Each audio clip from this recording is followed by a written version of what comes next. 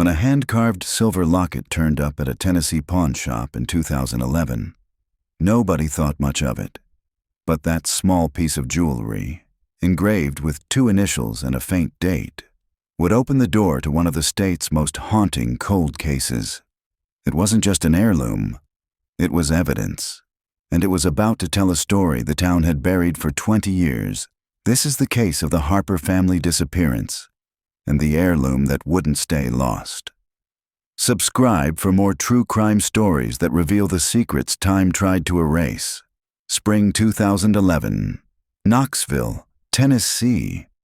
The clerk at Cash and Coin Pawn had seen plenty of odd things. War medals, family photos still in their frames, even a wedding dress once, rumpled and smelling faintly of old rain. But the woman who walked in that Friday morning looked different. Nervous, withdrawn. Her hands shook as she slid a small velvet pouch across the counter. Inside was a tarnished silver locket, heart-shaped, its hinges stiff from age. When the clerk opened it, a photograph smiled back, faded, cracked through the middle, but unmistakable. A man, a woman, and a little boy. "Want to sell?" he asked gently. The woman hesitated, eyes darting to the door. "No," she said. "Just need to know what it's worth." The clerk examined the back of the locket under the shop's flickering light. 2 letters were engraved in ornate script, LH. Beneath them, the numbers 9-14-91. He looked up.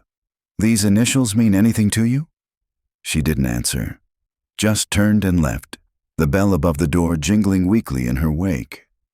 Only after she'd gone did he notice the locket still on the counter. He sealed it in a plastic bag and 2 days later called the police. By the time he stepped outside to call after her, she was gone. 2 days later, the clerk called the police. He couldn't explain why exactly. Something about the photograph, or maybe the date. Something that felt off. When Detective Allison McRae arrived, she took one look at the photograph and froze. She had seen that family before. The Harpers, a mother, father, and young son, had vanished without a trace on September 14th, 1991. Their car was never found. Their home left perfectly intact, dinner still on the table. It was one of Tennessee's most notorious unsolved disappearances. And now, 2 decades later, their locket had resurfaced with a woman who didn't want to be found. The surveillance footage from Cash and Coin Pawn was grainy but serviceable. Detective McRae replayed it over and over, studying the woman's body language, the slight tremor in her hand, the cautious glance toward the street. Something about her wasn't random. She wasn't pawning stolen goods. She was testing the waters. McRae leaned closer to the screen. The timestamp read April 8th, 2011, 10:42 a.m. The woman's license plate, caught in the camera's peripheral view, was from Greene County, about 90 miles east. "Get me a still," McRae said to the technician beside her, "and run it through DMV." It had been 20 years since anyone had spoken the name Harper without a sigh. The file sat in the department's archive like a ghost. 3 missing persons, no suspects, no motive. But Detective McRae knew this feeling, the subtle click when a long-dormant case stirred to life. She'd built her career on listening to that quiet intuition that other detectives dismissed as coincidence. The image printed in dull monochrome, the woman's face partially obscured by sunglasses, her hair a dull chestnut, streaked with gray. Age mid-40s, maybe early 50s. McRae circled the grainy still with her pen. "Pull the Harper case box," she said. The file weighed heavier than she remembered. 3 photographs stared up at her from the first page. Edward Harper, 39, a high school history teacher. Laura Harper, 37, donna de casa. Daniel Harper, 9, last seen wearing a yellow raincoat. The missing family from Maple Hollow Road had been the stuff of Tennessee legend, campfire whispers, unsolved mystery specials. Some said they'd run away. Others claimed they were buried in the forest that bordered their property. McRae turned to the evidence photos. In one, Laura Harper wore the same silver locket now sitting in an evidence bag on McRae's desk. She flipped through the timeline. September 14th, 1991. Family seen leaving Sunday church service at 11:15 a.m. Neighbors reported their car missing by nightfall. Extensive searches yielded nothing. Case declared cold in 1994. She sighed, leaning back in her chair. 20 years gone, and a locket shows up in Knoxville with no explanation. The lab confirmed within days that the photograph inside was genuine, untouched. The hinge mechanism had a minute trace of blood between its clasp. Human, female. Too old for DNA retrieval, but still unsettling. By the end of April, McRae had tracked the vehicle from the pawn shop's footage. A 1999 Ford sedan registered to a Caroline Dawson, age 36, of Greene County. She lived alone on a small property outside Mosheim, near the old Quarry Road, a place McRae knew well from another case years back. That night, rain swept across Knoxville as McRae drove east, windshield wipers beating in rhythm with the ache of something returning. When she reached the property, only one light burned inside the small farmhouse. The mailbox read, Dawson. McRae sat in the car for a long minute before stepping out, the locket in her coat pocket cold against her palm. She didn't know yet why this woman had the heirloom, or why she looked so afraid. But she knew one thing with absolute certainty. Caroline Dawson had something to do with what happened to the Harpers. The gravel road wound like a spine through the trees, the sound of McRae's tires crunching over stone echoing in the dark. She parked at the edge of a wide clearing where a single-story farmhouse sagged under the weight of years. Its paint had faded to a color that could no longer be named, somewhere between beige and dust. The porch light burned steady, an island of yellow in the drizzle. McRae took her time approaching. Even in the dimness, she noticed details that told their own story. A child's rusted swing set in the yard, the skeletal frame of a long-dead garden, a pickup truck missing one headlight. When she knocked, it took almost a full minute for the door to open. Caroline Dawson stood behind the screen, the same woman from the pawn shop footage. Older up close, her face drawn tight around the eyes. She wore a wool cardigan and clutched the edges like armor. "Ms. Dawson," McRae said, flashing her badge, "I'd like to ask you a few questions." Caroline's gaze flicked to the badge, then to the unmarked sedan in the driveway. "About what?" "A piece of jewelry you brought into a Knoxville pawn shop." A pause. The air between them seemed to thicken. Caroline opened the screen door, but only halfway. "I told the man I didn't want to sell it," she said. "I just needed to know what it was worth." McRae nodded. "It's valuable, yes, but not for money." She reached into her coat and held up a clear evidence bag. Inside, the silver locket caught the porch light and flashed like a tiny mirror. Caroline flinched. "Where did you get this?" McRae asked softly. Caroline's breath hitched, a sound halfway between a sigh and a sob. "I found it," she said, "in a box of old things. It must have been your mother's name. Anne Dawson. She passed in 1992. McRae stepped forward. "Did your mother ever mention the Harpers?" Caroline's eyes widened, barely perceptible. Then she shook her head quickly. "No, never heard of them." McRae watched her for a long moment. Caroline's hands gripped the door frame until her knuckles whitened. Behind her, the interior of the house lay in half-light, walls crowded with framed photos, an old radio humming faintly, and a hallway that disappeared into shadow. "Mind if I come in?" McRae asked. Caroline hesitated, then nodded. Inside, the air smelled of cedar and something faintly metallic, like damp coins. McRae's eyes swept over the living room. Everything was tidy, but in a careful, unnatural way, as though cleaned just for inspection. Caroline motioned to a couch. "Please." Sid McRae remained standing. "The photo inside the locket," she said, "matches a family who went missing in 1991. You understand why I need to ask where it came from?" Caroline's lips trembled. "I told you. It was in a box. My mother used to buy antiques at estate sales." McRae tilted her head. "Where's the box now?" "In the attic, I think." "Can I see it?" Caroline's mouth opened, then closed. Her eyes flickered toward the hallway again. It's messy up there." "I don't mind." For a heartbeat, Caroline didn't move. Then she turned and walked down the hall. McRae followed. The hallway smelled of dust and old fabric. A narrow staircase led up through a trapdoor ceiling. Caroline pulled the cord, and a folding ladder creaked down. The attic was cramped and low-roofed, the single bulb casting long shadows. Boxes were stacked like forgotten tombstones. Caroline climbed first, gesturing vaguely toward a stack near the far wall. It was in one of those.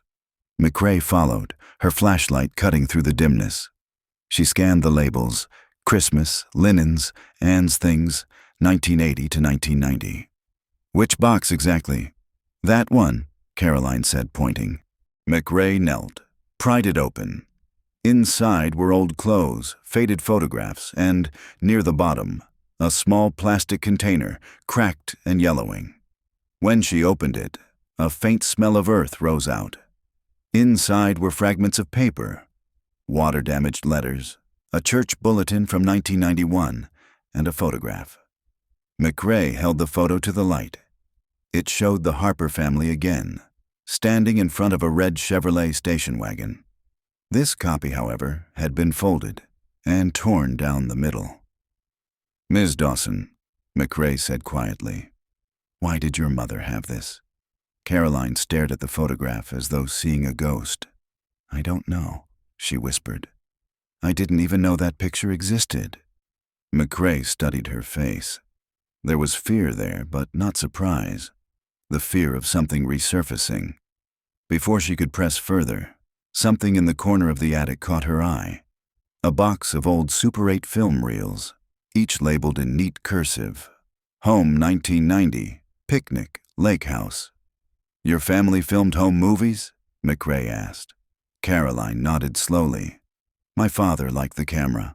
He died when I was little." McRae took one reel and held it up. "Mind if I borrow these?" Caroline hesitated, then nodded again. "If you think they'll help." When McRae descended the ladder, the detective's heart was already racing. Something about the old films felt important, too coincidental to ignore. Outside, the rain had stopped, but thunder still grumbled far off. As she started her car, she glanced once more at the farmhouse. Through the front window, Caroline stood motionless, her silhouette framed by the dim interior light, watching her drive away. There was something about that stillness. Not fear, not guilt exactly, but the weight of long-kept knowledge. And Detective McRae had learned long ago that truth didn't just hide in lies. Sometimes it hid in the silence between them. Detective McRae's office was dim, except for the flicker of the old projector she'd borrowed from the evidence storage. Dust motes hung suspended in the cone of light as the reel clicked and hummed. The first film, labeled Home 1990, began with a family picnic. Sunlight filtering through sycamores, a red and white blanket spread on grass. A woman's laughter, bright and clear, echoed from behind the camera. The footage jittered as the cameraman zoomed in on a young girl blowing dandelion seeds. McRae noted the color palette. Same muted tones she'd seen in photographs from the Harpers' home. Then the camera panned. In the far background, she froze the frame. A man stood near the tree line, half hidden by shadow. He wore a baseball cap and dark glasses. But there was something else. Beside him, almost imperceptible, was the outline of a car's fender. McRae rewound, replayed.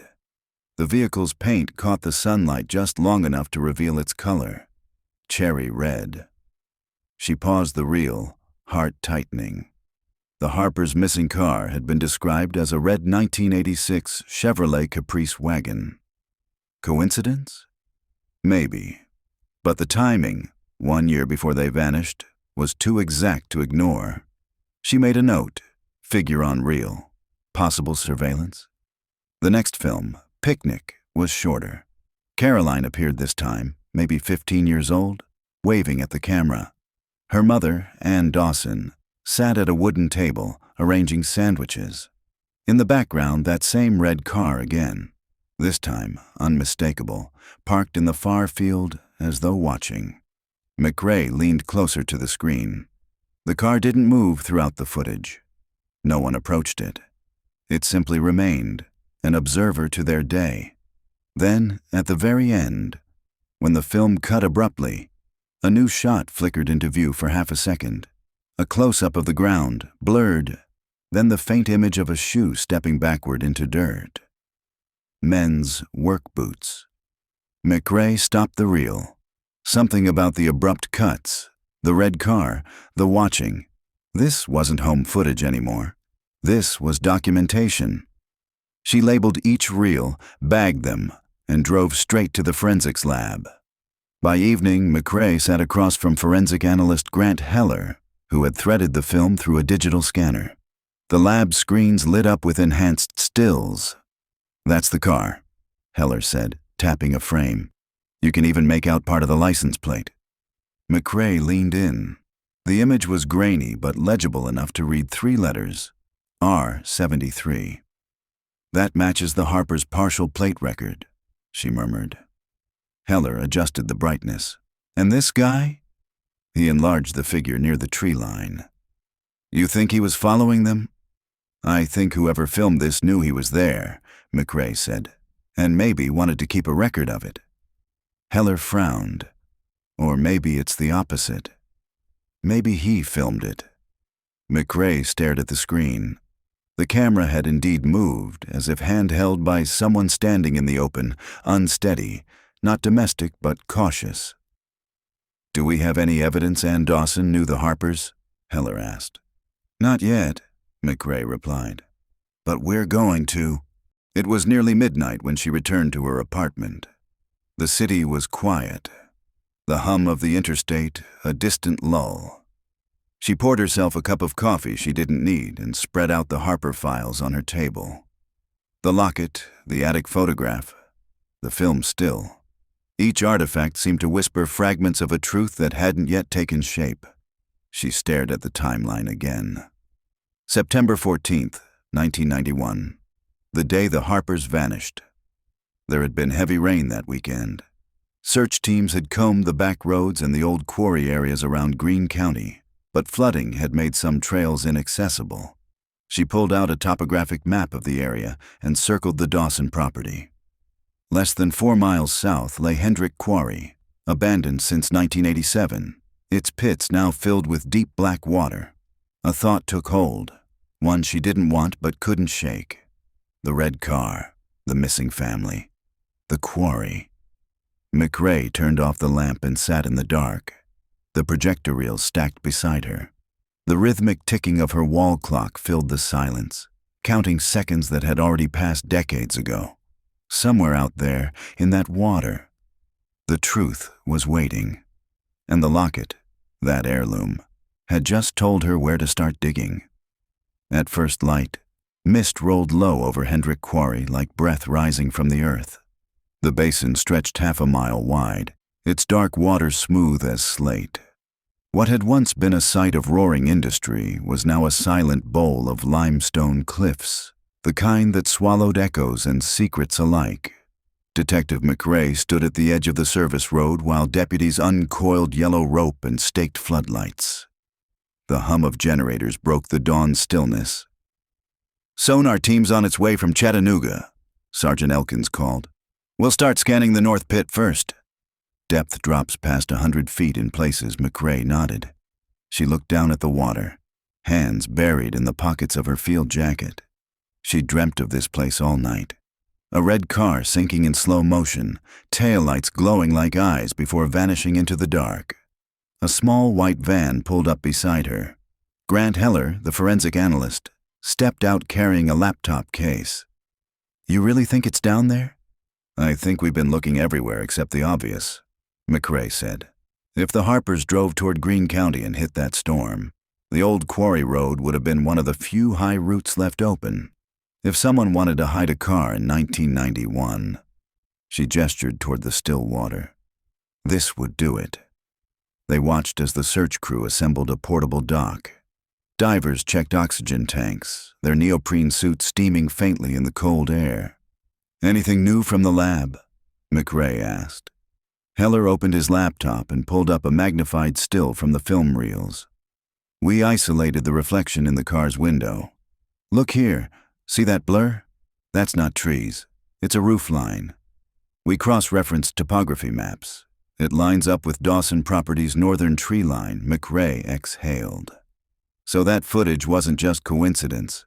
That red car was filmed from their yard, meaning Ann Dawson saw the Harpers at least once," Heller said. "Or whoever used her camera did." A diver shouted from the dock, interrupting them. "We've got contact." Everyone turned. The sonar monitor aboard the small inflatable boat showed a pale outline near the bottom, a rectangular mass, roughly the length of a vehicle, half buried in silt. "Mark it," McRae ordered. "Drop a buoy." Hours blurred into procedural rhythm, cables lowering, winches whining, the smell of fuel and lake water filling the air. Reporters gathered at the distant fence line, their camera flashes pricking through the fog. When the crane finally hauled the object upward, the crowd fell silent. Water cascaded from the twisted frame of a red Chevrolet Caprice wagon, its paint mottled by decades of decay. The front windshield had collapsed inward.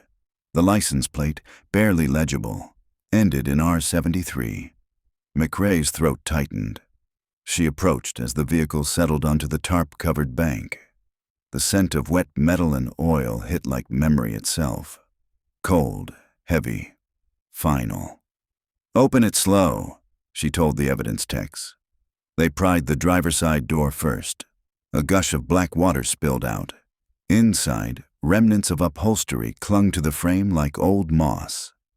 On the passenger seat, something gleamed beneath layers of silt, a wedding ring, still on a skeletal hand. Someone whispered a prayer. McRae turned away, eyes burning. The case file she'd carried for months suddenly felt unbearably real. "Edward Harper," confirmed. A diver's voice broke through the murmur. "There's another compartment in the back. Child-sized remains." The word child landed like a hammer. McRae crouched beside the tailgate as they lifted the debris away. Within the hollow of the cargo area lay a small form wrapped in what had once been a raincoat, yellow faded to bone white. The size matched the photographs. Daniel Harper. McRae pressed her fist to her mouth. Around her, the crew worked in silence, reverent, methodical, aware they were unearthing more than evidence. Only one thing was missing. Laura Harper. No third body. No trace in the front or rear. She wasn't with them, McRae said quietly. Elkins looked up. "You think she got out? Or was taken before the car went in?" She turned to the evidence tech holding the recovered ring. Inside the band, faint engraving caught the light. E and L. Always. McRae stared at the words until they blurred. By afternoon, the quarry had transformed into a scene of controlled chaos. Tents pitched, equipment labeled, crime scene tape fluttering like yellow ribbons across the cliff line. The coroner's van idled nearby, doors open. McRae walked to the edge again. The water below rippled in the wind, closing over the gap where the car had been like nothing had disturbed it. Heller joined her. "DNA will take weeks, but there's no doubt, is there?" "No," she said. "That's them." "What about Laura?" McRae watched the horizon. Beyond the quarry rim, the ridges of Greene County rolled outward like frozen waves. Somewhere beyond those hills sat Caroline Dawson's farmhouse, and, if McRae's instincts were right, the last piece of the story. "She's the missing variable," McRae said.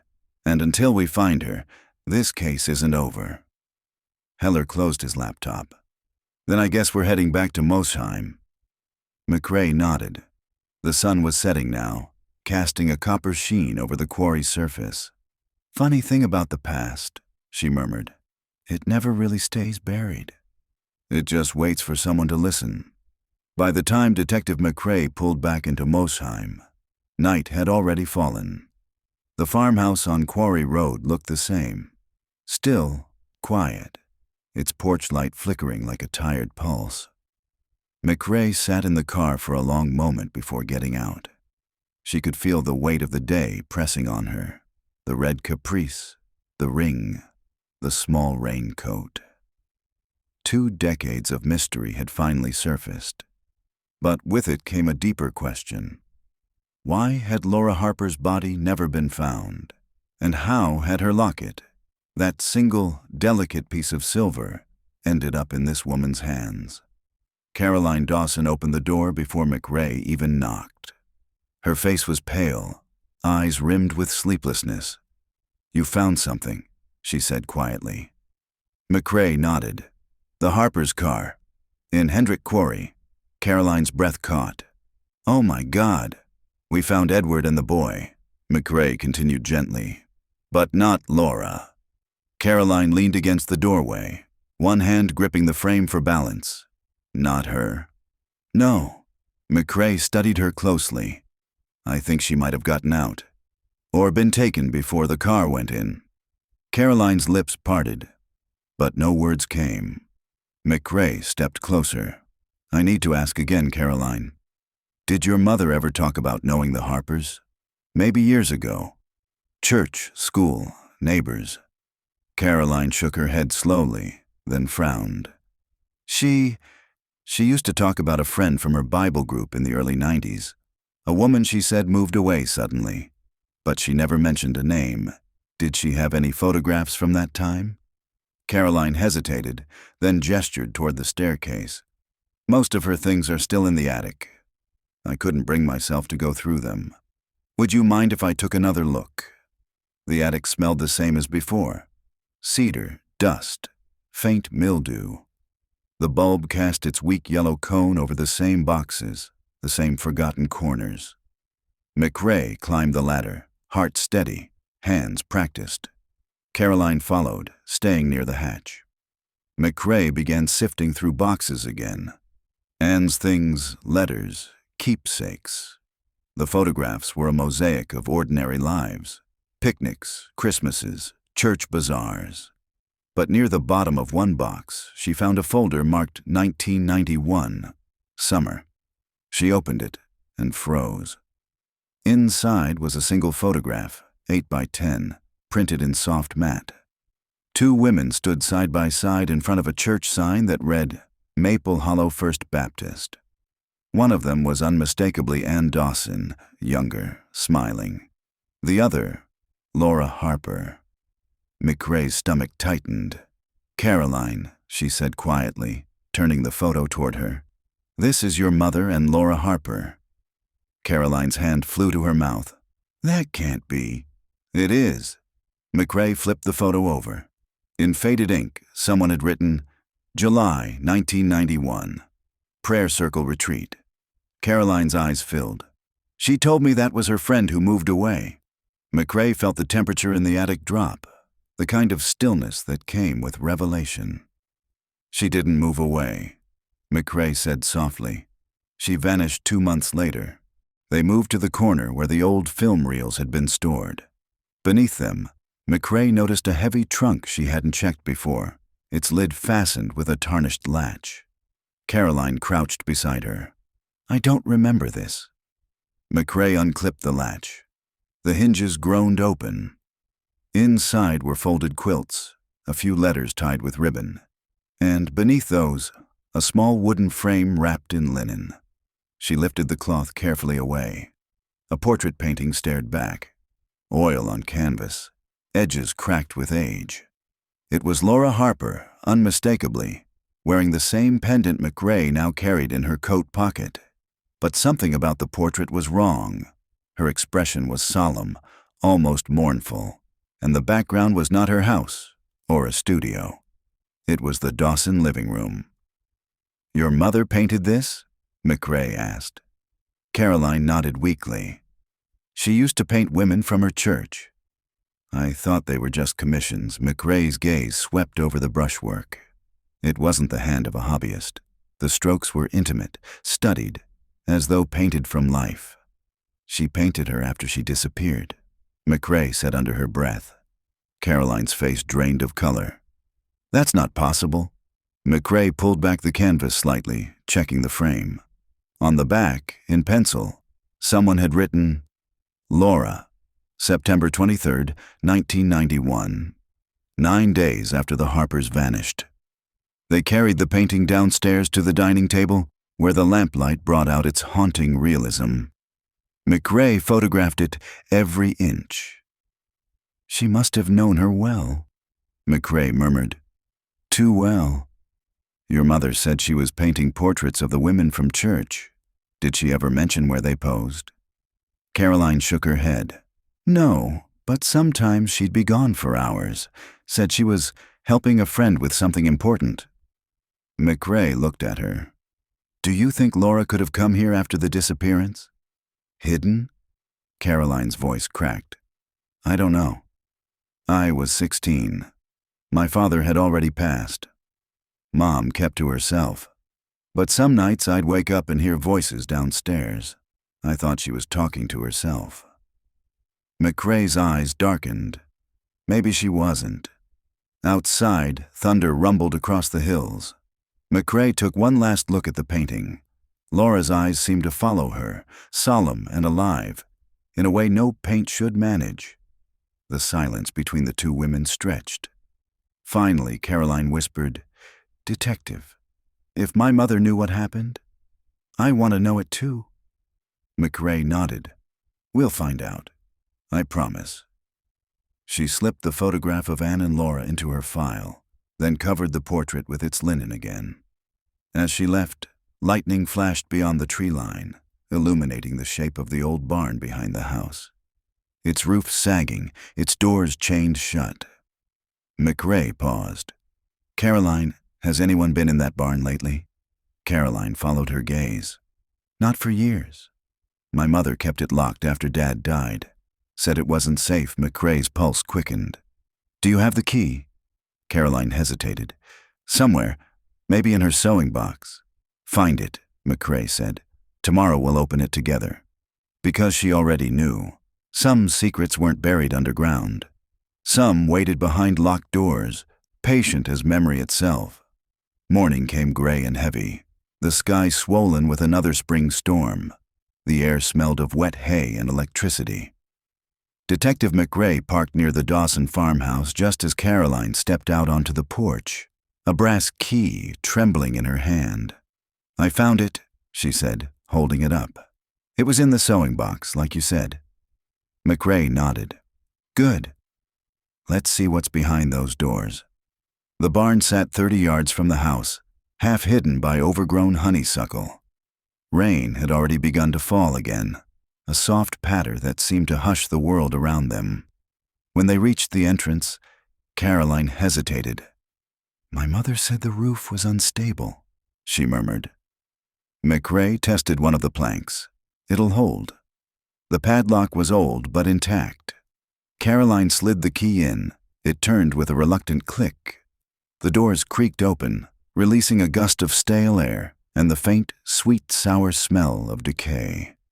Inside, light filtered through warped boards in thin blades, striping the dust-laden air. A workbench lined one wall, its surface crowded with jars of old paintbrushes, turpentine, and cracked frames. Cobwebs draped the rafters like gauze. McRae stepped inside first. Her flashlight beam skimmed across canvases stacked face in against the walls, at least a dozen of them. Caroline whispered, "She said she stopped painting after my father died." McRae flipped the first canvas around. It showed a woman in profile, unfamiliar, but painted in the same intimate detail as the portrait of Laura Harper. The next canvas revealed another face, and another after that. Different women, all middle-aged, all painted with uncanny realism. Each had the same somber expression. "What is this?" Caroline breathed. McRae checked the back of the canvases. Everyone bore a name and date in pencil. Martha P., Elaine C., Judith H., and finally, Laura H. Each date fell between 1989 and 1992. "She painted them all within 3 years," McRae said. "And look at these dates, right around the disappearances from the old missing persons bulletins." Caroline's eyes widened. "There were other women missing back then?" "Mostly classified as domestic runaways," McRae said. "I was still a rookie, but I remember the whispers." She crouched near the far wall where a tarp covered a large rectangular shape. When she pulled it aside, dust rose like breath from lungs long still. Beneath lay a heavy wooden door set flush into the ground, a cellar hatch. Caroline stared. "I didn't know there was a cellar." McRae touched the handle. Cold metal. Locked. "Your mother kept this sealed?" "I guess so. I never saw her open it." McRae tried the key, but it didn't fit. She drew a small crowbar from her kit. With a grunt, the latch gave way. The smell hit first. Earth, mold, something faintly chemical. McRae shone her light down a narrow staircase. Concrete steps descended into darkness. "You should wait here," she told Caroline. "I'm not staying up here alone," Caroline whispered. McRae nodded once, then started down. The air grew cooler, denser, the smell stronger. At the bottom, the beam of her flashlight revealed a cramped cellar lined with shelves. Jars of pigment, stacks of newspapers, and several sealed boxes labeled only with years. 1990, 1991, 1992. On the central work table lay a half-finished canvas draped with cloth. McRae lifted the edge. A face stared up from the paint. A woman's, delicate features half-rendered in muted oils. The resemblance was unmistakable. Laura Harper again, but this time her eyes were closed. McRae stepped back, pulse hammering. Beside the easel sat an old cassette recorder and a stack of labeled tapes. She picked one up, September 17th, 1991. L. "Detective." Caroline's voice trembled behind her. McRae slotted the tape into the recorder and pressed play. Static crackled, then a woman's voice emerged, calm, deliberate. "Day 3. She's weak but safe. I told her the storm washed her family off the road. She cries for the boy in her sleep. I can't let anyone know she's here until she accepts what happened. God forgive me, but she doesn't understand yet that this is mercy." Caroline clutched the rail. "That's my mother's voice." McRae's stomach knotted. She pressed stop, then rewind, play again, needing to be sure. The voice was unmistakable. Ann Dawson documenting her care for a woman she'd hidden. "She kept Laura here," McRae said quietly. "Alive, at least for a while." Caroline's hand shook as she pointed to the far corner where something glinted under dust. A small silver clasp attached to a strip of fabric. McRae knelt and brushed the dirt away. It was a fragment of cloth, patterned with faded blue flowers. The same design Laura Harper had worn in her last known photograph. A faint indentation marked the floor beside it, as if something heavy had rested there for years. A trunk, perhaps, or a body. McRae exhaled slowly. "We'll need a full forensic team." "Don't touch anything else," Caroline's voice broke. She thought she was helping her? Maybe, McRae said. Or maybe she couldn't let her go. They climbed back into the rain, closing the hatch behind them. Lightning split the sky, illuminating the open barn, rows of painted women staring silently from their canvases. McRae turned to Caroline. "Get some rest if you can. Tomorrow this place becomes a crime scene." Caroline's eyes filled, but she nodded. As McRae started toward her car, thunder rolled across the hills. She looked back once more. Through the doorway, The faces in those portraits seemed almost alive in the flashes of lightning. Witnesses frozen in oil and time. Rain pounded the farmhouse roof like an unrelenting heartbeat. Inside, the living room had been converted into a temporary command post. Crime scene lights glowed against the old wallpaper, and the low murmur of investigators filled the air. Detective McRae sat at the dining table with the cassette recorder from the cellar. 5 tapes lay in a neat row before her, each labeled in careful handwriting. September 17th, 1991. L. September 22nd. Quiet Day, October 1st. Confession, October 9th. Fever, October 21st. Silence. Caroline sat across from her, wrapped in a blanket. Her eyes were raw from crying, but she refused to leave. McRae pressed play on the first tape. Static hissed for a moment.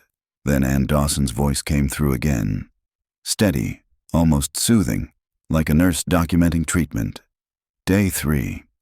She's calm now. I told her what happened to her family. I think she believes me. She doesn't remember the crash clearly, and maybe that's a blessing. She started to draw again, like before. I've kept her in the barn for her safety. The police wouldn't understand. Not yet. A pause. Paper rustled. She asks about the boy every morning. I tell her he's with the angels. I tell her God spared her for a reason. McRae's jaw tightened. She glanced at Caroline, whose face had gone gray. The next tape clicked in place. September 22nd. Laura's crying less now. We sit by the heater, and I read to her from Proverbs.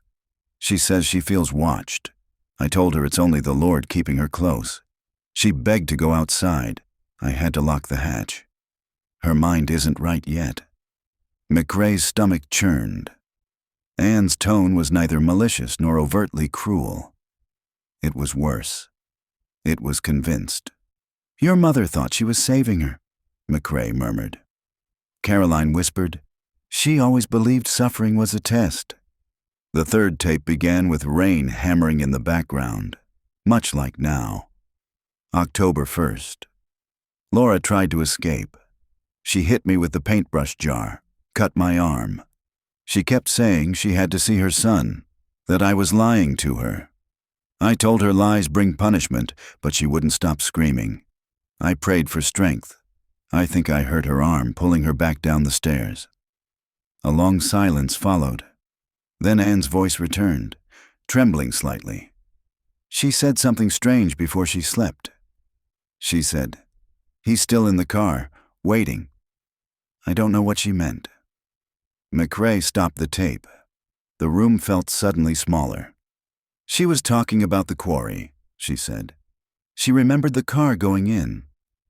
Caroline covered her mouth. So she wasn't unconscious when they went off the road? Maybe not, McRae said softly. Maybe she crawled out before it sank. And your mother found her, the fourth tape, Word to Life. October 9th.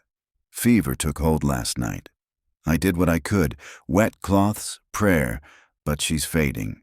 Keeps mumbling names, Edward, Danny, and sometimes mine. She calls me sister. That's what she said tonight. You're my sister now. I think she's beginning to understand. God forgive me, I can't lose her too. Caroline pressed her palms together, whispering a prayer under her breath. The final tape, the label Silence, had a faint smear of paint across it, as if Anne had handled it with stained fingers. McRae pressed play. A minute of static passed before Anne's voice returned, low and uneven. October 21st. She's gone. I woke and she wasn't breathing. I tried to move her, but she was cold. I washed her face, brushed her hair. She looks peaceful now.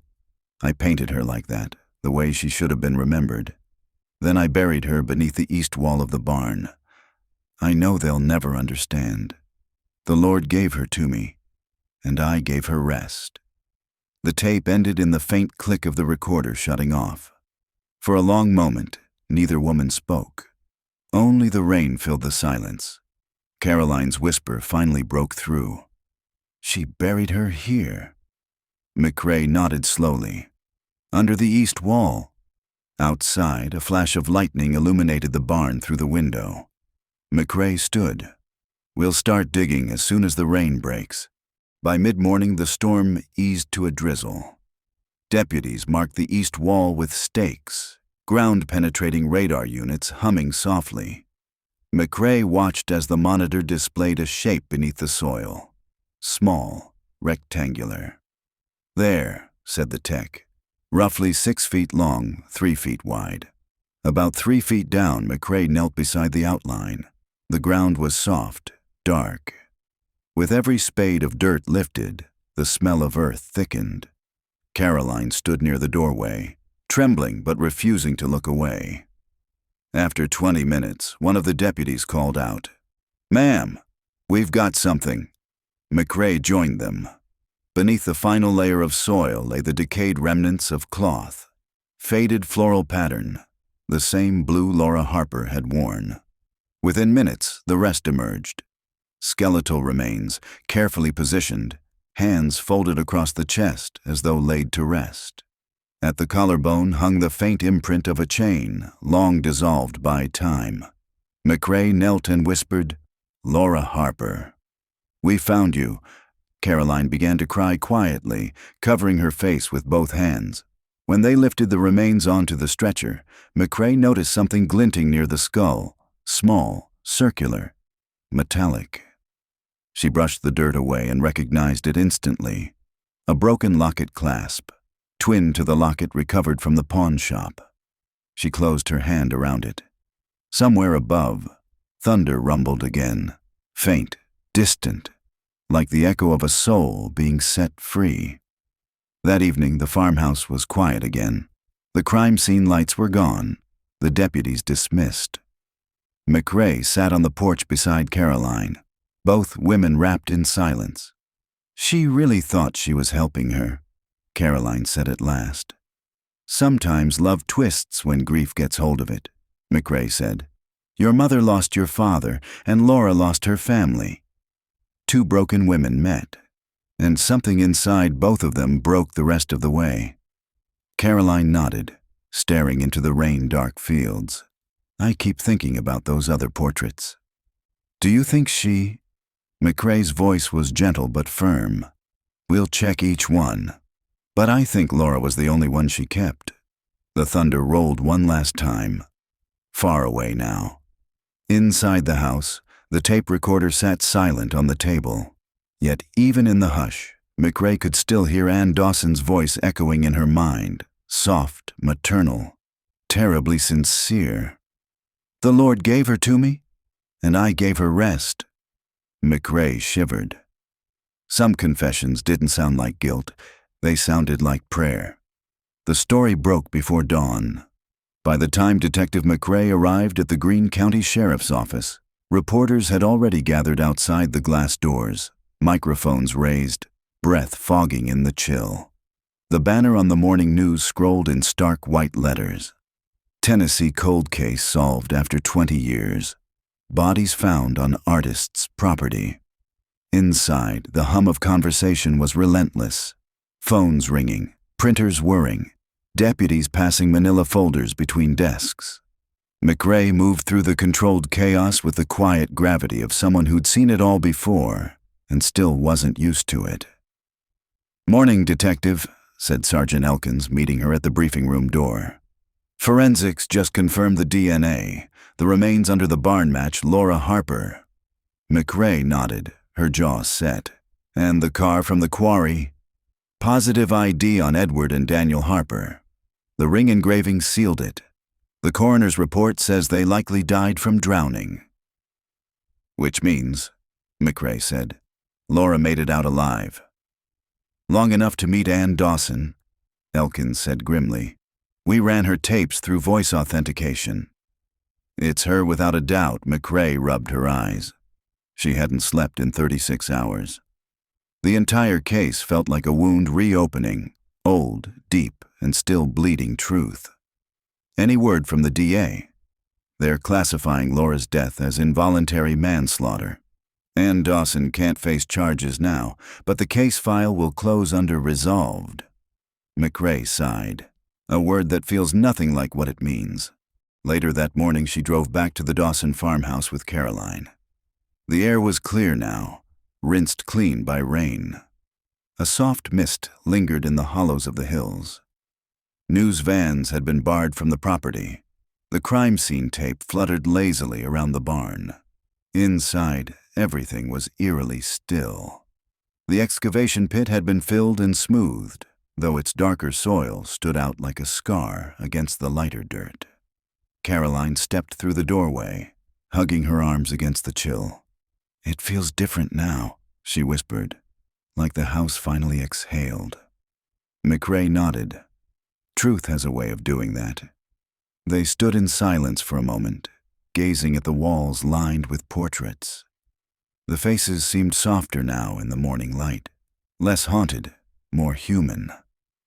Caroline walked slowly among them, fingertips hovering just shy of the paint. "She couldn't stop painting them," she murmured. Maybe she was trying to keep them alive in the only way she could. McRae studied the brush strokes. Layered, deliberate, reverent. "Maybe each one was a penance," she said quietly. "A confession made in color." That afternoon, the sheriff's department released a public statement. The press conference drew local media and a few national reporters hungry for the next true crime headline. McRae stood behind the podium, the weight of the story pressing on her chest. "This case," she began, "represents 20 years of silence. 2 families broken, and 1 woman who carried the truth until it became her undoing." A reporter raised his hand. "Detective, what motive have investigators determined for Ann Dawson's actions?" McRae hesitated before answering. Compassion twisted by grief. She believed she was protecting Laura Harper. In her mind, she wasn't committing a crime. She was saving a soul. Another hand shot up. "Do you consider her a killer?" McRae's eyes met the reporter's. "I consider her human." The room went quiet. After the conference, McRae stepped outside into the cool Tennessee afternoon. The hills rolled out beneath a washed blue sky, calm after days of turmoil. Heller approached with a file in hand. "We got the final lab report," he said. "The paint samples from the cellar matched the pigment on Laura's portrait. And, get this, the base layer contains trace amounts of hair and skin cells. Ann Dawson mixed human material into her paint." McRae blinked. "You're saying she used—" "DNA confirms it. She incorporated some of Laura's remains into the pigment." McRae exhaled slowly. "So that's why the eyes looked alive." "Yeah," Heller said softly. "She didn't just paint her. She preserved her." McRae stared out toward the distant ridgeline, where the sun dipped low, casting long gold streaks across the fields. The realization settled heavy in her chest. Ann Dawson hadn't buried Laura to erase her. She had buried her to immortalize her. That evening, McRae visited Caroline one last time before leaving town. The farmhouse was quieter now. No investigators, no cameras, just wind brushing through the open windows. Caroline sat at the table, the portrait of Laura resting against the wall beside her. It had been cleaned, the colors deep again, the blue of the dress, the pale softness of the face. "I don't know what to do with it," Caroline said softly. "I can't keep it here, but I can't destroy it either." McRae nodded. "Donate it to the State Museum. Let her story belong to history, not just tragedy." Caroline considered this. Maybe that's what Mom wanted all along, to be remembered for something other than madness. "She'll be remembered," McRae said, "but for what she couldn't let go of." Caroline looked down at her hands. "When you spend your life trying to save someone, maybe you forget how to save yourself." McRae thought of Laura Harper's final words on the tape, the way she called Ann's sister. Maybe, in some warped way, they'd saved each other for a time. When McRae stood to leave, Caroline stopped her. "Detective, How do you carry all of this? The things you see, the people you can't save? McRae gave a small, weary smile. You don't. You just learn to set them down gently outside. Twilight settled over the Tennessee hills. McRae paused by her car, looking back one last time. The farmhouse glowed softly from within, the faint silhouette of Caroline moving through the windows.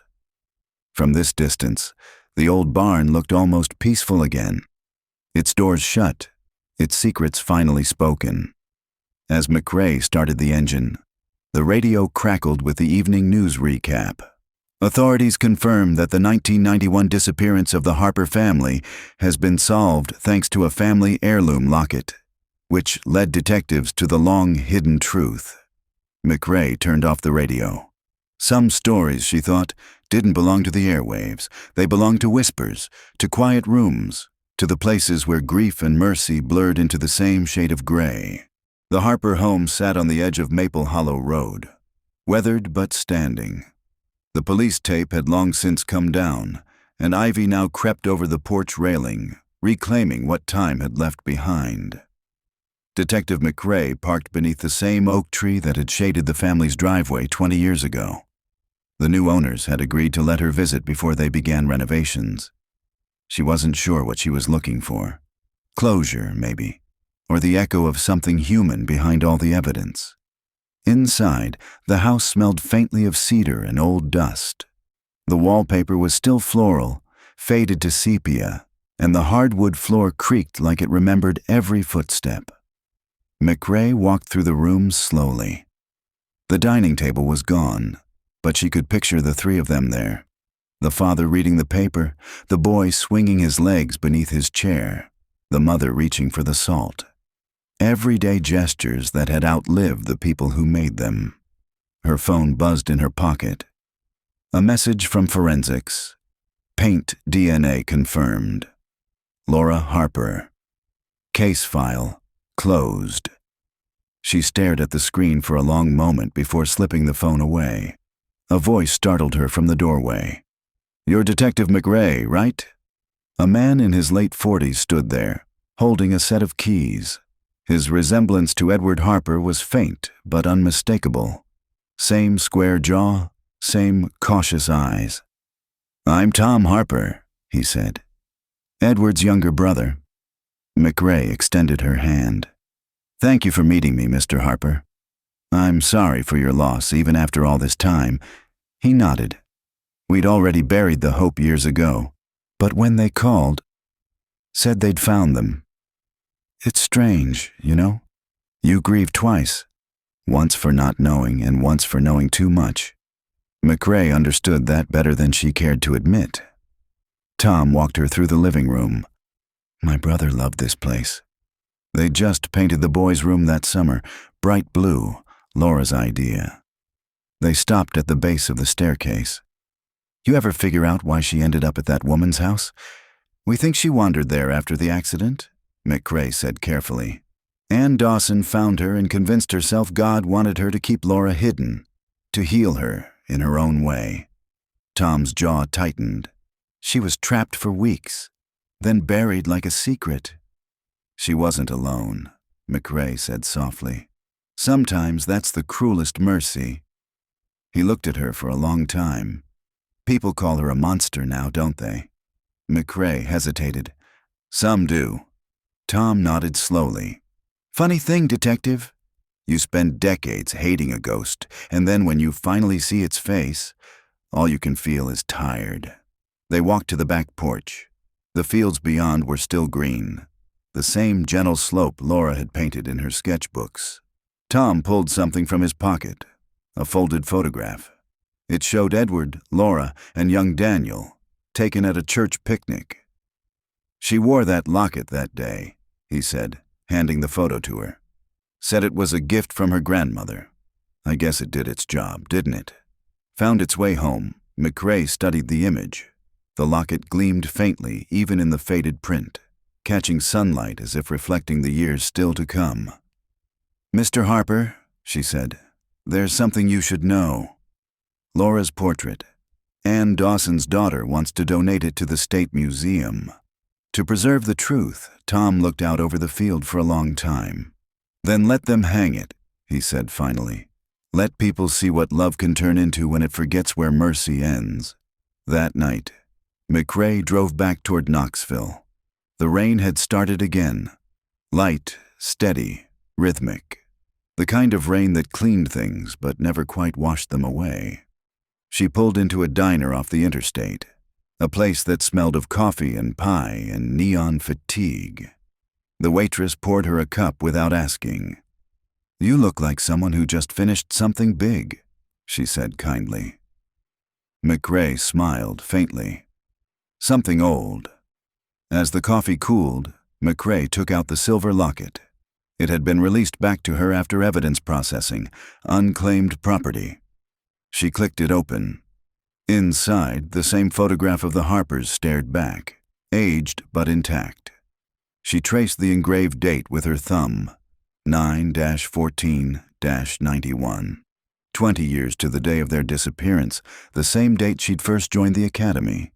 She hadn't realized the symmetry until now. Her reflection in the locket's surface shimmered beside Laura's smile. For a moment, she thought about everything she'd seen. Families torn apart, crimes buried under time, mercy mistaken for salvation. And beneath it all, the same truth. No one ever really vanished. They just waited for someone to look long enough. When she finally stepped back into the rain, the night air was cool and clean. A long-haul truck rumbled by, its headlights sweeping over the wet pavement like ghosts in motion. McRae turned the locket over once more in her palm. Then, with a quiet breath, she set it gently on the stone ledge outside the diner window. An offering, a release. The rain would wash it dull by morning, but it didn't matter. Its story had already been told. The Knoxville Museum of Southern History was quiet that evening, the marble floors gleaming beneath soft gallery lights. A small crowd had gathered near the West Wing for the opening of a new exhibit, Unfinished Grace, the Art of Ann Dawson. Detective Allison McRae stood at the back of the room, hands folded behind her. She'd been invited as a courtesy, though she wasn't sure she belonged there. It was strange seeing the case reframed as art, paintings that had once hung in the barn now mounted under glass, their labels neat and impersonal. A curator stepped to the podium. Ann Dawson was a local painter whose works were discovered posthumously on her Greene County property, while her life and art became the center of a tragic story. Tonight, we honor both the beauty and the sorrow intertwined in her legacy. Soft applause rippled through the crowd. McRae's gaze drifted to the central display. The portrait of Laura Harper hung alone, illuminated by a single spotlight. Cleaned and restored, it had an ethereal calm. The brushwork was luminous. The faint smile, the softness of light across the cheeks, the detail of the blue floral dress. To anyone else, it was a masterpiece. To McRae, it was evidence. She could still see the dirt that had been clinging to the frame when they'd lifted it from the cellar. The smell of oil paint and damp earth still lived in her memory. Yet here it was now, transformed, untouchable, framed in gold. Caroline Dawson stood beside the painting, greeting attendees quietly. Her eyes caught McRae's across the room, and she gave a small, fragile smile. McRae nodded in return. A plaque beneath the portrait read, Laura Harper, 1991, discovered 2011, painted by Ann Dawson, dedicated to those lost and those who loved them too much to let go. After the ceremony, the crowd thinned, replaced by the hushed echo of footsteps. McRae wandered the gallery alone. Each painting along the walls revealed a different woman, unidentified subjects rendered with reverence. None bore the darkness of intent. Caroline approached quietly. "It's strange," she said. "When I was a girl, I thought my mother's art was her way of loving people. Now I know it was how she tried to forgive herself." McRae studied the brushwork. "Maybe it's both," she said. Caroline folded her hands. "You know what the curator said? These colors..." She gestured to the blues and ochres. Our mixtures my mother made herself. They found traces of organic material. I think she wanted her paintings to be alive. McRae didn't respond right away. Her eyes lingered on Laura Harper's portrait, the luminous eyes that seemed almost aware of being seen. She succeeded, McRae said finally. Too well. A reporter entered the hall, camera slung at his side. Detective McRae, he called softly, recognizing her. Mind if I ask you one question for our piece? She turned, weary but polite. Go ahead. What do you hope people take away from this story? McRae considered before answering. That truth doesn't die when we stop looking for it. It just waits, quietly, patiently, for someone brave enough to listen. The reporter nodded, jotting it down. That's good, he said. You sound like you've done this before. She smiled faintly. Too many times. After he left, Caroline touched McRae's arm.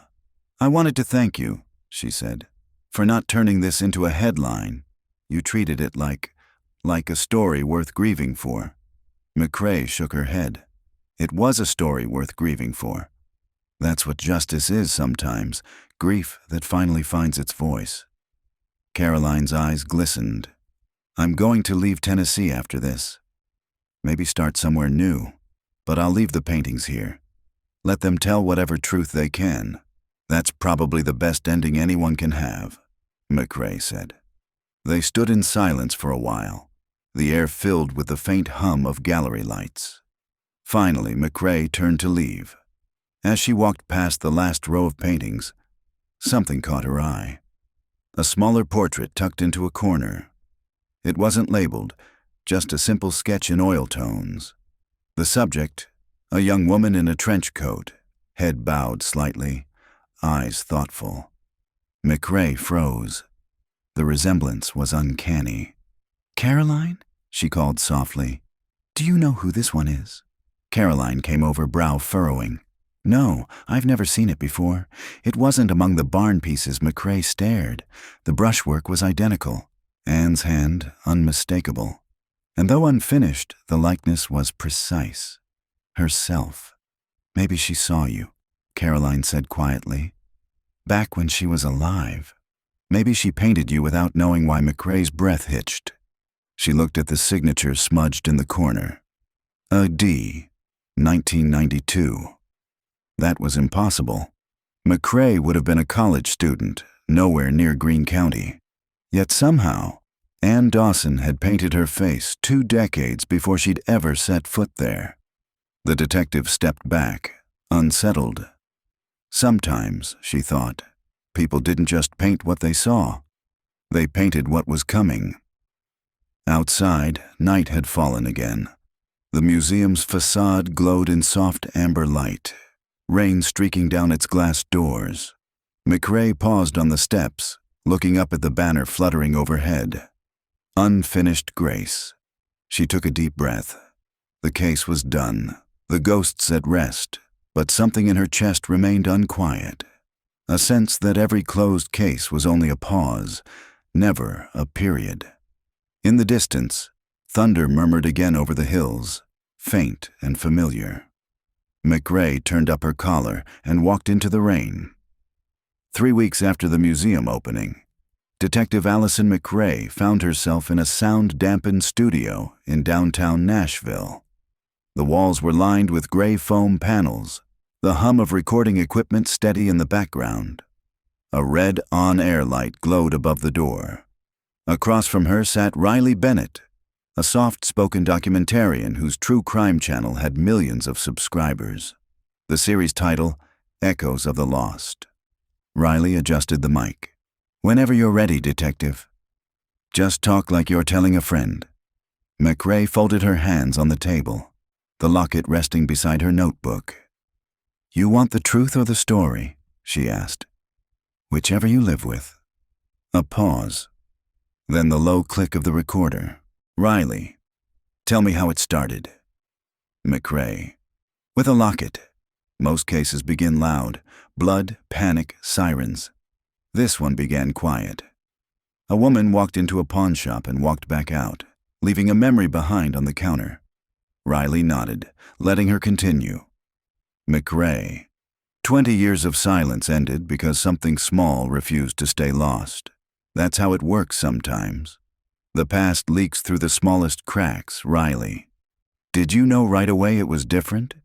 McRae. I didn't know anything. I just felt unfinished business. The kind that wakes you up before dawn.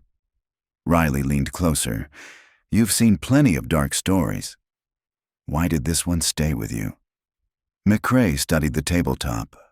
Because it wasn't cruelty. It was love without direction. Ann Dawson thought she was rescuing Laura Harper. She built a sanctuary out of loneliness, and when it fell apart, she painted her apology into the walls. She believed in redemption, Riley said quietly. She manufactured it, McRae replied. That's what made it dangerous. Riley glanced toward the sound engineer behind the glass, then back at her. Do you think forgiveness is possible for someone like her? McRae hesitated. Forgiveness is for the living. Ann's gone. The people she hurt, they have to decide if remembering is punishment enough. When they broke for coffee, Riley switched off the recorder but kept the conversation going. The public wants meaning, she said. Something to hold on to after the horror. McRae smiled without humor. Meaning is overrated. Closure, too. You don't close the past, you just learn to live beside it. Riley sipped her coffee. That's good, she said. Maybe I'll use that as the closing line. McRae raised an eyebrow. You'd better credit me. They both laughed. A brief, human sound in the sterile studio. Back in the booth, Riley asked to record a few ambient takes. Soft narration over quiet music. McRae watched the waveform move across the monitor as Riley spoke. In 2011, a tarnished locket surfaced in a Tennessee pawn shop.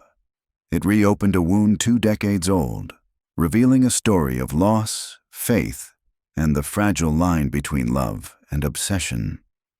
Riley's voice was steady, measured, the same tone millions would hear later through headphones and screens.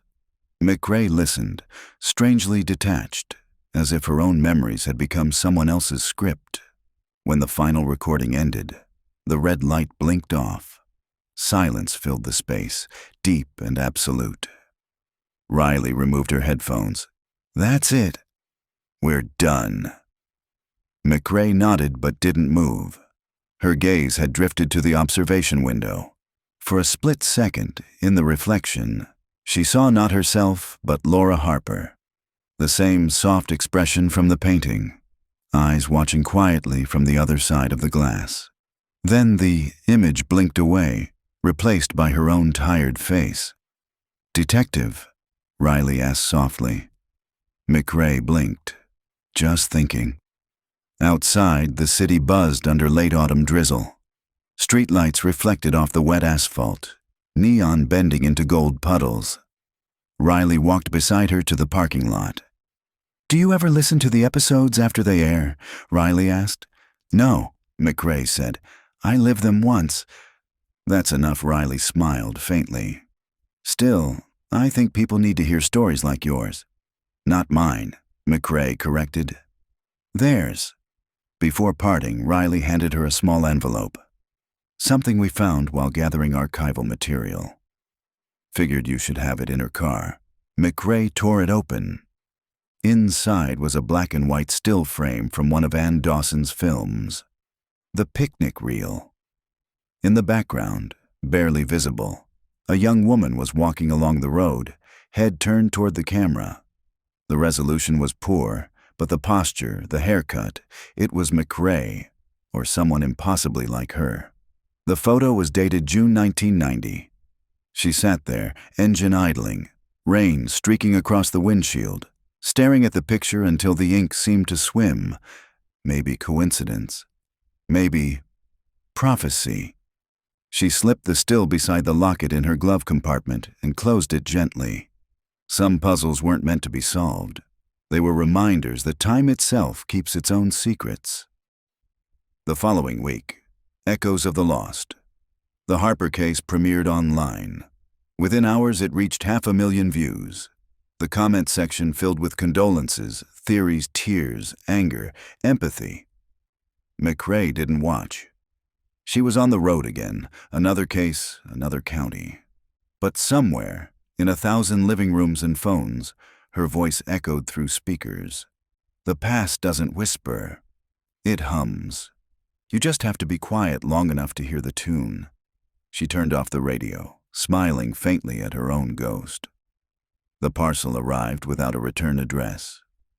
Detective Allison McRae found it waiting on her doorstep one fog-thick morning in November. A simple padded envelope, unmarked except for her name typed neatly on a white label. Inside was a small cassette tape, its plastic cracked, its label faded but legible. November 3rd, 1991. For whoever finds this. She stared at it for a long time before taking it inside.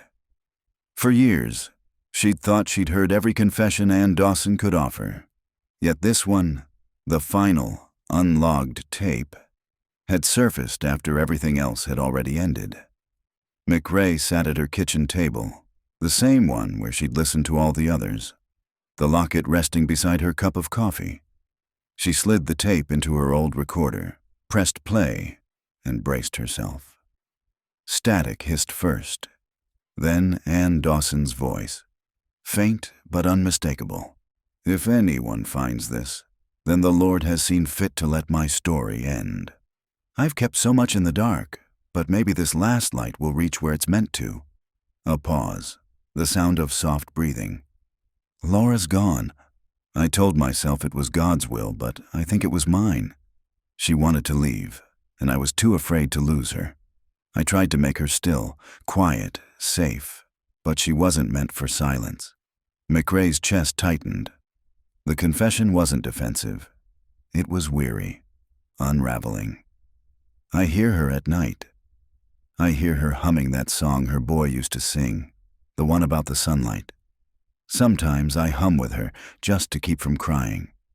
There was a scrape of movement, furniture perhaps, or a brush dragged over canvas. If they find her, tell them she wasn't alone. Tell them I tried to make beauty out of what broke. Maybe that's all any of us can do. Anne's voice faltered, then steadied. I dream of the field behind the church. I see a woman walking there, in a long coat, watching from the edge of the trees. I don't know her, but I think she's meant to find me. When she does, I'll be ready. McRae froze. The hair on her arms rose. She's younger than me, quiet, carries sadness like a lantern. Maybe she'll listen when no one else can. Maybe that's who this is for. The tape clicked softly, then a final whisper, barely audible through the static. Allison, thank you. Silence. McRae sat motionless. The rain outside the window blurred the world into water and glass.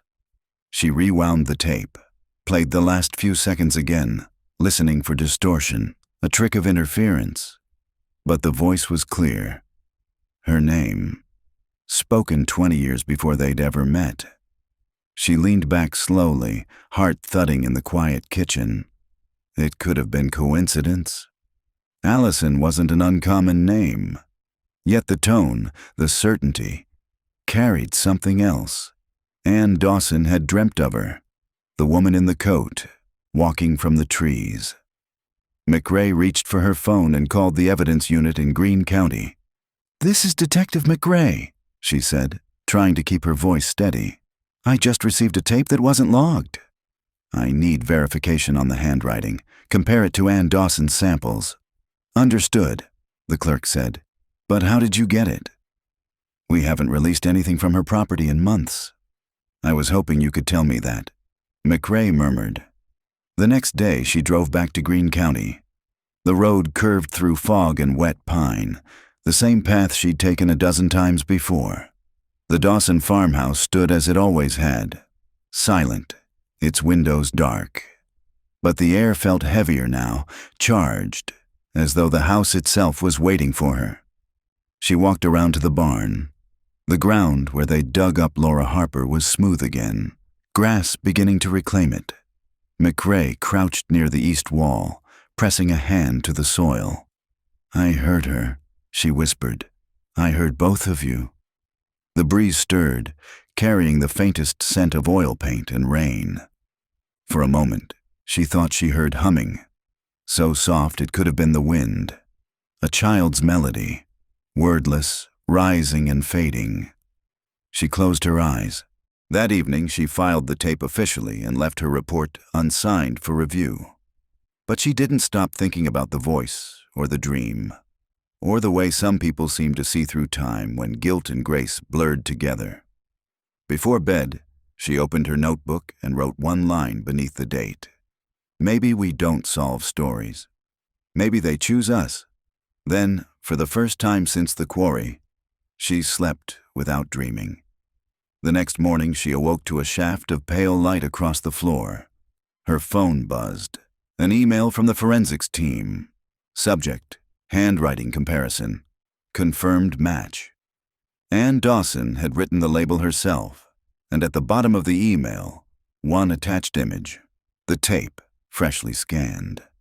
In the corner of the label, faint but visible under ultraviolet light, was an additional word, handwritten and nearly invisible to the naked eye: faith. McRae sat there for a long moment, holding her breath. Then she smiled, a small, quiet thing, and whispered to the empty room, "Message received." Spring came late to Tennessee that year. The rain softened everything: rooftops, pastures, even the grave markers that dotted the old cemetery behind the church on Dawson Road. Wildflowers pushed through the damp soil in clusters of violet and gold. The air smelled of pine and renewal.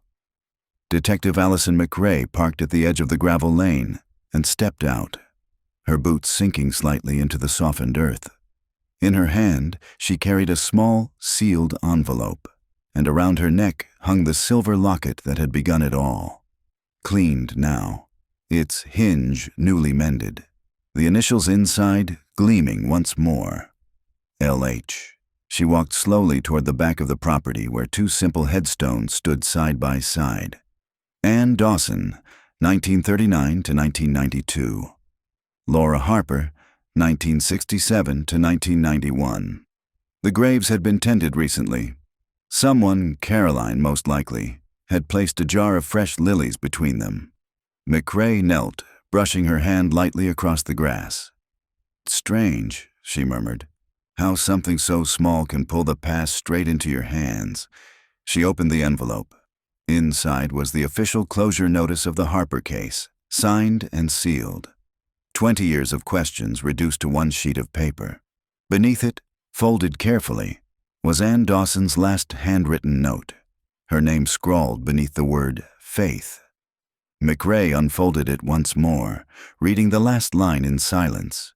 "Beauty doesn't hide the truth, it only asks it to wait." She read it twice, then tucked it back inside and slipped the envelope beneath the lilies. A soft wind moved through the pines. The branches creaked like old bones settling. McRae held the locket in her palm, the metal cool against her skin. "Laura," she said softly, "your daughter's grown now. She lives in Knoxville. She paints, just like Ann. Different kind of art, bright, alive. You'd like her." She paused. "You were found."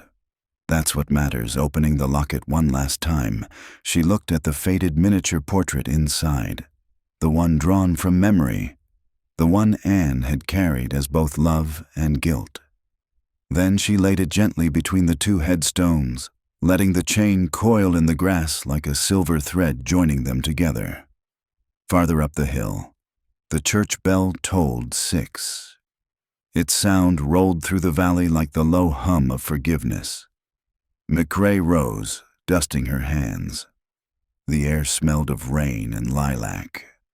As she turned to leave, she noticed a figure standing by the old oak near the fence line. A woman, perhaps mid-20s, in a long coat the color of dusk.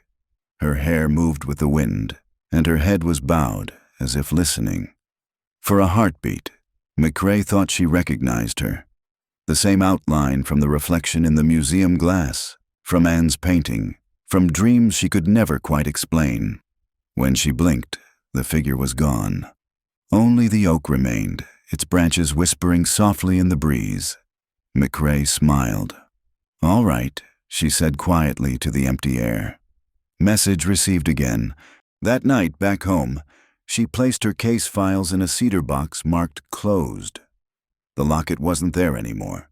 It belonged where it had been laid to rest. On her desk sat a new folder, blank except for a case number freshly assigned that morning. A missing persons file from 1983. Rediscovered after a house fire revealed hidden evidence. Another mystery. Another voice waiting to be heard. McRae clicked on her desk lamp. The circle of light fell over the blank page like a quiet invitation. She picked up her pen, paused, and began to write. Every story waits for someone patient enough to listen. Sometimes, listening is the only justice left outside. Thunder rolled faintly over the hills again, but it didn't sound foreboding this time. It sounded like memory returning home. The rain began to fall, steady and warm, washing the dust from her window, the way time always does, clearing the view just enough to see what remains. McRae looked out into the night and whispered, "Rest easy, Laura. Rest easy, Anne. We found you." Then she closed the file, turned off the lamp, and let the room go quiet.